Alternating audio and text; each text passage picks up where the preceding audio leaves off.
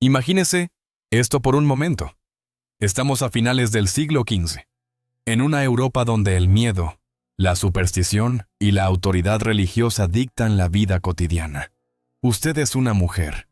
Quizás haya desobedecido una orden de su marido. Quizás haya dado una infusión a un niño enfermo del vecindario. O quizás simplemente se haya atrevido a decir no a un hombre poderoso. En cuestión de horas, los soldados te sacan de tu casa. No te llevan a un tribunal justo, ni a una fría celda a la espera de un juicio. No.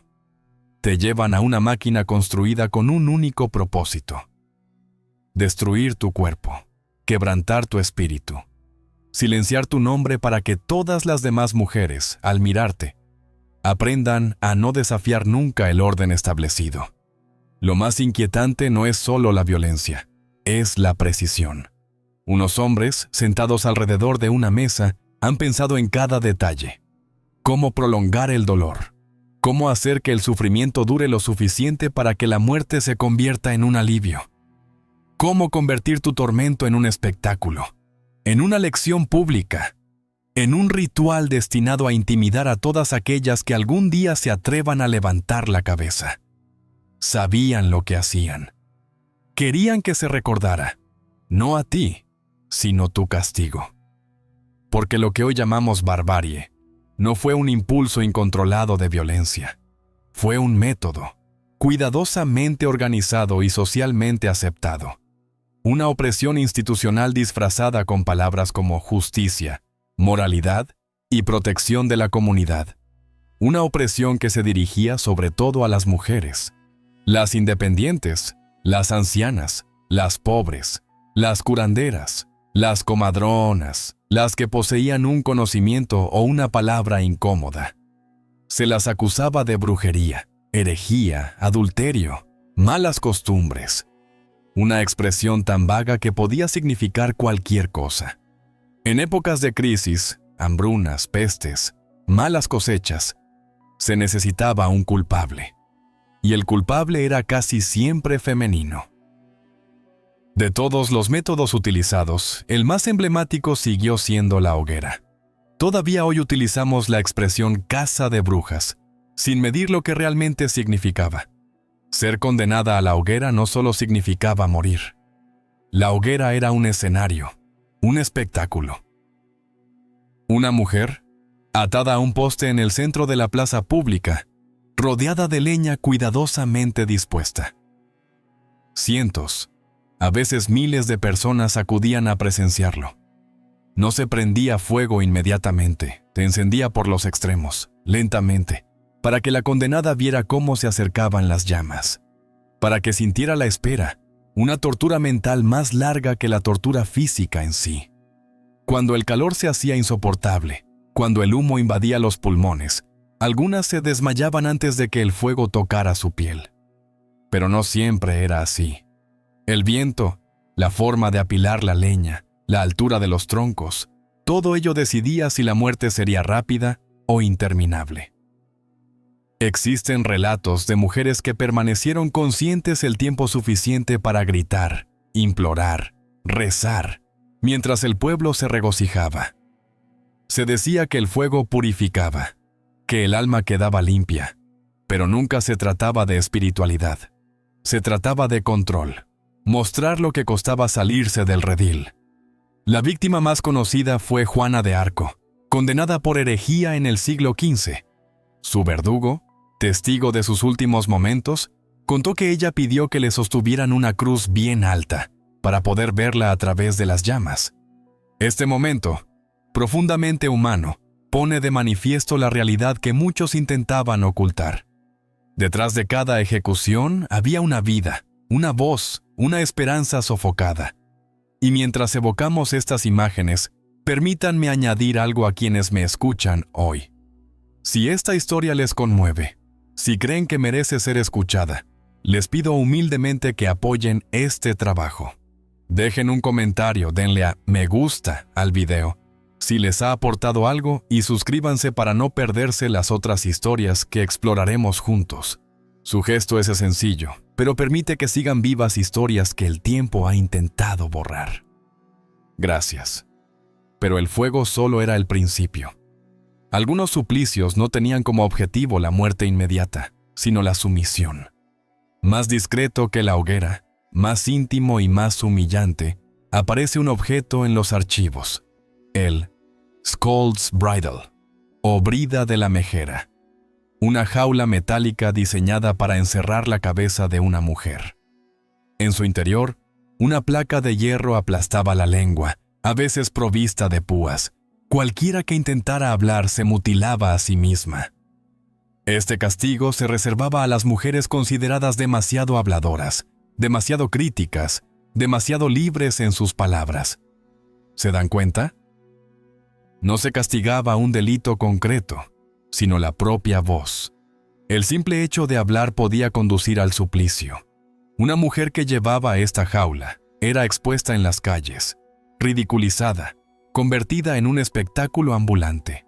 A veces se le añadían cuernos, orejas de animales y adornos grotescos para acentuar su humillación. El objetivo no era corregir una falta. El objetivo era destruir hasta la identidad.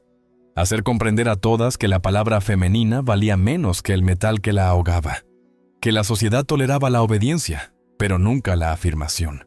Se podría pensar que eso era lo peor. Sin embargo, existía otra cosa, el docking stool, una silla atada a un brazo de palanca, colocada sobre un estanque o un río. La mujer era atada a ella y sumergida bajo el agua, levantada lo justo para respirar, y sumergida de nuevo una y otra vez. Al borde del ahogamiento, con el corazón latiendo con fuerza, la carne helada, bajo las risas de una multitud que había acudido para aprender la lección. Algunas morían en el acto, otras, unos días más tarde. El tormento a veces adoptaba una forma aún más violenta y específica, dirigida no solo al sufrimiento físico, sino también a la destrucción simbólica de lo que representaba una mujer en aquella época. Fue entonces cuando surgió uno de los instrumentos más aterradores jamás creados, el arrancador de pechos, también conocido como la araña de hierro. Tenía la forma de 4 ganchos metálicos afilados, calentados al rojo vivo según el deseo del verdugo. Fijado al pecho de la víctima, arrancaba lentamente la carne, desgarrando los tejidos y dejando que la sangre fluyera abundantemente. Esta tortura no era un acto de ira, sino una sentencia meditada destinada a las mujeres acusadas de adulterio, brujería o de haber dado a luz fuera del matrimonio. Se quería deteriorar el símbolo mismo de la maternidad, del cuidado, de la vida. Se quería demostrar que el cuerpo femenino no era suyo, sino propiedad del poder patriarcal. Las supervivientes, cuando las había, quedaban mutiladas de por vida. Se las podía reconocer en la calle. Cada cicatriz era una condena permanente, una advertencia viva. La sociedad no les ofrecía perdón ni un posible retorno a la normalidad. Se convertían en fantasmas sociales, miradas con repugnancia, a veces incluso consideradas responsables de su propio tormento. Porque la opresión más eficaz no es solo la que castiga, sino la que persuade a la víctima de que se ha ganado su dolor. Y, sin embargo, el arrache-saints no era el instrumento más invasivo. Existían dispositivos diseñados para destruir a la mujer desde dentro, en silencio, donde nadie veía, pero donde la ruina era irreversible. Uno de esos instrumentos era el caballo español. Una larga viga tallada en forma de espiga, afilada como una hoja triangular. La mujer acusada debía sentarse a horcajadas sobre ella mientras le ataban pesos a los tobillos. El peso tiraba de su cuerpo hacia abajo, clavándole cruelmente el filo en la carne. Las heridas eran profundas, a menudo mortales. Algunas mujeres morían desangradas pocas horas después. Otras sobrevivían lo suficiente como para sentir un dolor inimaginable, incapaces de caminar, de tener hijos, de vivir con normalidad. Este suplicio fue muy popular durante la Inquisición española, pero no solo entonces. Circuló en diferentes formas por toda Europa. Se presentaba como una herramienta de confesión, purificación y penitencia. Una forma de romper la voluntad para obtener la verdad. ¿Qué verdad puede surgir de la tortura? Ninguna confesión pronunciada bajo agonía puede considerarse auténtica, sin embargo servía de pretexto para legitimar la violencia. La poire d'angoisse, por su parte, sigue siendo difícil incluso de describir. Un objeto de metal compuesto por segmentos que se pueden separar gracias a un tornillo. Se introducía en la boca, la vagina o el ano, según el supuesto delito. Por herejía, se introducía en la boca. Por delitos sexuales, en otros lugares. A continuación, el verdugo giraba lentamente el tornillo. El metal se separaba como una fruta madura que estalla, desgarrando la carne por dentro. No había heridas visibles, pero la destrucción era total. Las víctimas sangraban durante mucho tiempo, a veces en silencio, a menudo en secreto. Algunas morían más tarde por infección. Otras sobrevivían con heridas imposibles de describir. Porque ¿quién escucha a una mujer destrozada cuando es toda la sociedad la que ha admitido su tormento? Estas prácticas no eran desviaciones excepcionales. Eran aceptadas, reguladas por leyes, aprobadas por los tribunales, transmitidas como método de mantenimiento del orden. Era un lenguaje de poder. El cuerpo femenino servía de lienzo en el que la autoridad escribía su dominio. Cada instrumento no era más que una variación del mismo mensaje. Una mujer que piensa, que habla, que actúa fuera del marco se convierte en una amenaza. Y una amenaza debe ser controlada. Hay que imaginar las miradas de la multitud, los niños a los que se lleva para aprender, las risas, los insultos, las madres que abrazan a sus hijas, susurrándoles que el silencio es la única protección. Hay que imaginar el miedo que nunca se apaga, que se transmite en la sangre, en la memoria, en los cuentos susurrados junto al fuego. Así, las mujeres aprenden a hacerse pequeñas, prudentes, dóciles. No por naturaleza, por supervivencia. Y sin embargo, a pesar de todo ello, algunas resistieron. Las curanderas siguieron curando en secreto. Las comadronas conservaron los conocimientos ancestrales.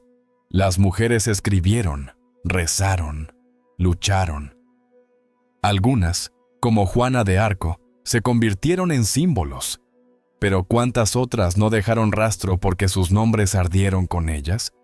Hoy, al contemplar estos siglos de brutalidad, sería fácil creer que todo eso pertenece a un pasado lejano, que somos civilizados, modernos, diferentes.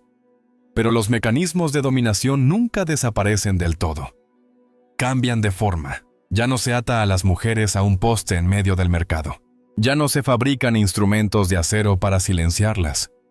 Pero la lógica persiste a veces bajo ropajes más discretos.